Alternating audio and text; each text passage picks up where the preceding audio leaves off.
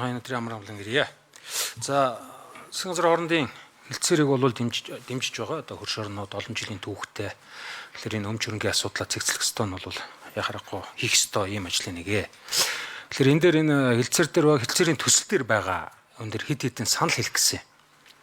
За нэгдүгürt 9-р зүйл дээр та бүхэн анзаарах юм бол энэ талууд одоо бичгээр харилцан зөвшөөрсөний дагуу хэлцээр дуусгар болж болно гэсэн заалт байна. За тэгээ энэ тохиолдолд талууд энэхүү зөвшөөрч буй тухай дипломат нот бичиг солилцсноос 180 хоногийн дараа энэхүү хэлцээрийн үйлчлэл дуусгар болно.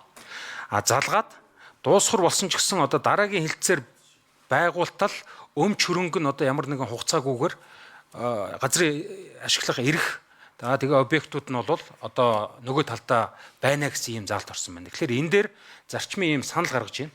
Санал гаргаж болно үстэй тийм ээ. Энэ дээр ямар санал гаргаж байгаа гэхээр энд гэрээг шинжлэх тодорхой хугацаа зааж өгөхгүй бол гэрээгээ шинжлэхгүй бол өмчин тэр чигээр үлдчих ийм нэг зүйл харагдаж байна. Энийг та бүхэн аль биесээ санал болгоод бас хэлцээрийн төсөлд оруулах зөв бахаа гэж бодож байна. Тодорхой одоо 1 жилийн хугацаатай гэдэг юм уу 2 жилийн хугацаанд гэрээгээ шинжлэх ёстой. Хэрвээ шинжлэхгүй бол өмчлөл нь одоо буцаад Монгол талдаа ирэх ёстой гэдэг ийм заалтыг оруулж өгөх зөв бахаа. За хоёрдугаарт нь 99 жилиг та бүхэн бас анар гишүүний яриан дээр хүндчлөө. Тэгээд хууль зүйн яамнаас бас тайлбар хийхдээ иргэний хууль баримталсан гэдэг. Тэгэхээр энэ дээр жоохон асуудал гарах бах. Яг гэвэл эн чинь гадаад улсын өмчлийн одоо объект газар ашиглах тухай асуудал ярьж байгаа болохоос Монгол улсын иргэний хуулиар энэ одоо жишиг авч явах нь буруу бахаа гэж бодож байна. Тийм учраас энэ газрын тухай хуулиа баримтлаад одоо юу гэдгийг мэдээж хөрш орон бас нөгөө талдаа аль талдаа бас айтайхан байхын тулд тэр газрын тухай хуулийн дээр байгаа 15-аас 60 жил хүртэл гэж байгаагаа баримтлаад 60 жил гэдгээр ороод явуул яасан бэ. Тэгээд 60 жилийн дараа хэлцээрээ дахиад сунгаал явна үз. Тэрийг заавалчгүй хэдүүл одоо иргэний хууль оруулж ирээд энэ хоёр улсын хоорондын асуудал юм дээр. Энд чинь Монгол улсын иргэнд нэг шууд одоо өмчлөх гэдэг юм уу эзэмших ашиглах юм энэ дээр орж ирэхгүй шүү дээ. Тийм учраас энэ хугацаагаа 60 гэдэг болгочооч гэдэг ийм саналыг бас оруулъя. Тэр өмчийн орон дарга бас өөрөө энэ дээр бол боломжтой гэж хэлж явах шиг байна. За гуравт нэг асуулт байна. Энэ эзэмших асуудал маань одоо гэрчлэгээтэй болоод өмчийн өдөр маань бүртгээд аваад тэгээ захиран зарцуулах нэ. Оросын албаны улсын тал нь. Тэгэхээр одоо засгийн газрын түвшинд байж байгаад Оросын албаны улс нь засгийн газар нь хувийн хвшилтэд энийгээ зарж борлуулад аль эсвэл шилжүүлээд ингэ явцдаг. Гурав дахь жидгээд шилжүүл энэ гэрээн дээр байгаа нөхцлүүд шинчилж байгуулах шаардлага үүсэхгүй. Энийг хэлцээр тусаж өгсөн байгаа юу гэдгийг нэг протоколд үлдээх ийм хүсэлтэй байна. Энэ дээр асуулт. За, тулга гишүүний асуултанд хариулъя. Төрийн эмчийн бодлого зохицуулалтын газрын дарга Цэнгэл дарга. За, тулга гишүүний асуултанд хариулъя. За, тулга гишүү бол энэхүү хэлцээрийн үйлчлэл дуусгахаар болсон тохиолдолд энэхүү хэлцээрийн 1 болон 2 дугаар хавцлан заасан Оросын албаны улсын эдлбэр газар ашиглах эрх болон үйл хөдлөх хөрөнгийн өмчлөлийн эрх мөн түүнчлэн энэхүү хэлцээ 4 дахь зүйл заасан барилга байгууллагын зөвлөлт эрх чинь хэлцээр байгуулах хүртэл бүрэн хадгалагдана гэдэг асуудлыг хөндөж ярьлаа.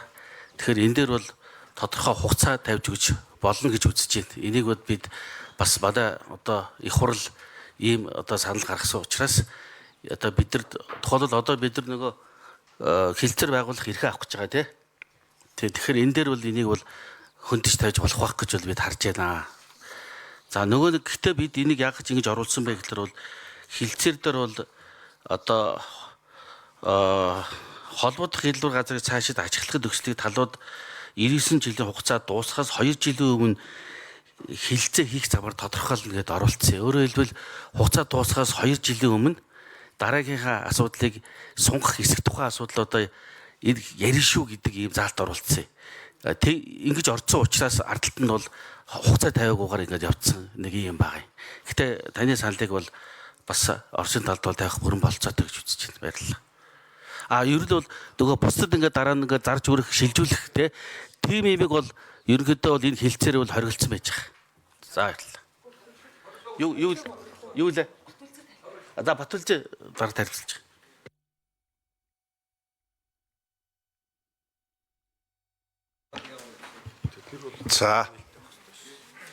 За нэмж хариулъя. Гадаад харилцааны яамнаас Батүлзийн захирал. Сайн байцгаана уу? Гадаад харилцааны яамны гэрээ хэрэгцээ газрын дэд захирал Батүлзийн байна. Уг хэлэлцээрийн хавсралтанд заасан байгаа нийтдээ яг 93 объект байгаа. яг 93 тоо гэдэг нь их тоо харагдаж байгаа боловч яг нарийн ингээ хараад үзэх юм бол тэдний нэг 50 орчим хувь нь амны орон сууц байгаа. Энэ амны орон сууцыг Оросын тал өөрийнхөө Оросын холбооны улсын нэр дээр яг хууль ёсны залгамжлагч гэдгээрээ шилжүүлсэний дараа үүнийг зах зээлийнхэн эргэлтэнд оруулах бүрэн боломжтой гэсэн үг. Ер нь бол бидний мэдээллээр энийг магадгүй одоо жил болгон тэр 50 орчим орон сууцыг ингээд тоолоод байх хэцүү учраас зах зээлийн үнээр нь одоо Монгол улсын иргэдэд ч юм уу 3 дахь этгээдэд зарлан борлуулах ер нь боломжтой болно гэсэн үг. Монгол улсын иргэд тэнд амьдраад Оросын холбооны улсад түрээс төлөөд амьдардаг. Тэрийг одоо жил болгон түрээслэхгүйгээр Оросын холбооны улс хэрэг хөсвөл Монгол улсын иргэдэд болон 3 дахь этгээдүүдэд зарлан борлуулах боломжтой гэсэн үг.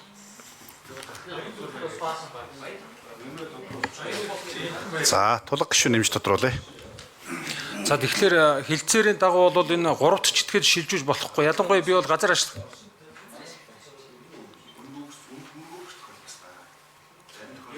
би минутаа сунгаж авна шүү. Зогтод арга юм асуулахгүй. За юу 3 дахь этгээдэд шилжинэ гэж болно гэж байгаа шин чинь мэдээж болох хэвээр өмчл бүртгэж байгаа учраас. Тийм учраас түрүүний ярьдаг 99 жил гэдгийг заавалчгүй хуулинд нийцүүлээрэ Монгол улсын газрын тухай хуулиар 61. Тэгээ газар ашиглах эрхийг Оросын талд бүртгүүлээд одоо юу гэдэг ашиглах эрхээ тэд нар компанитайгаа ч гэдэг юм уу ингээд шилжүүлээд авлаа гэхэд 3 дахь гадаад улсын иргэ авал яах юм бэ? Энийг зохицуулсан залт байгаа юу? Нэг. Гэхдээ яг одоо байгаа төслөөр болохоор болохгүй байгаа юм л да энэ хөр дарга. Одоо байгаа төслөөр эн чинь бид нар Монгол улсын хуулиар Монгол улсын иргэн нэг 60 жилээр л хамгийн максимум газар авч яхад энүүгээр чинь болохоор 99 жилээр авчаад буцаагаад өөр юу үүсчих гээд байгаа байхгүй. Тэгэхээр энийг л ямар ч нэгдүгээр зохицуулж өгөөрэй гэж хүсэж байгаа. За хоёрт нь энэ манай Дархан уул аймагт байгаа 7 дугаар байрны асуудал миний ойлгочоор энэ 19 оны хэлцээрээр шийдэгдсэн асуудал юм шиг байна тийм ээ. Оросын талдаа бүртгэгдсэн. Монголын төмөр зам хувь нөлөөсөн нийгэмлэг дээр байгаа. Энэ 7 дугаар байрны асуудлыг ямар байдалтай шийдэж байгаа гэдэг талаар мэдээлэл өгөөч. Манай энэ 7 дугаар байр бол одоо насаараа энэ Монголын төмөр замд ажилласан машинист, төмөр замын ажилчид одоо байдаг юм байр. Тэгээ ганцаараа үлдсэн. Инээс болоод одоо хөрхийг өмчилж болдгоо. Одоо нас орчих юм бол хураалгачих гээд байдаг юм айгүй хүнд байдалтай байдаг. Тийм учраас энэ байрны асуудлыг нэг төр өмчөөр нэг тодорхой мэдээлэл өгөөч. Яаж шийдвэрлэж байгаа гэдэг тал дээр мэдээлэл өгөөч гэж хүсэж байна. За хин ярилцгаа. Гадаад харилцааны яам Бат Улсын захирал Индир микрофон.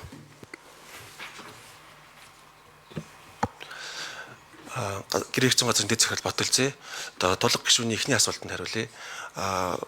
Та түрүүн хэлсэн 3 дахь этгээдэд болон гадаадын иргэдэд зарах боломжтой юу гэд энэ нөөрөө бид нар газраа ашиглуулах эрх өгж байгаа учраас зарах бол боломжгүй. Орос улбооны улс тухайн газрыг ашиглаж байгаа, эзэмшиж байгаа биш, ашиглаж байгаа учраас түүнийг ямар нэгэн гадаадын иргэдэд бол болон 3 дахь этгээдэд бол зарах бол боломжгүй. Миний нөгөөний түрүүний хэлсэн зарах боломжтой объектуудын хувьд нь болохоор энэ амны орон сууцтай холбоотой асуудлууд байна. Тийм учраас манай Монгол улсын газрыг айлны 3 дахь этгээдэд тэр дундаа гадаадын иргэдэд одоо зарах, ашиглуулах юм боломж ирэх нь үүсэж ийнэг үгүй гэдгийг ярилцдаг. Хоёр дахь асуултанд За нэмж хариулъя. Төрөмч ороод Цэнгэл захирал дарга.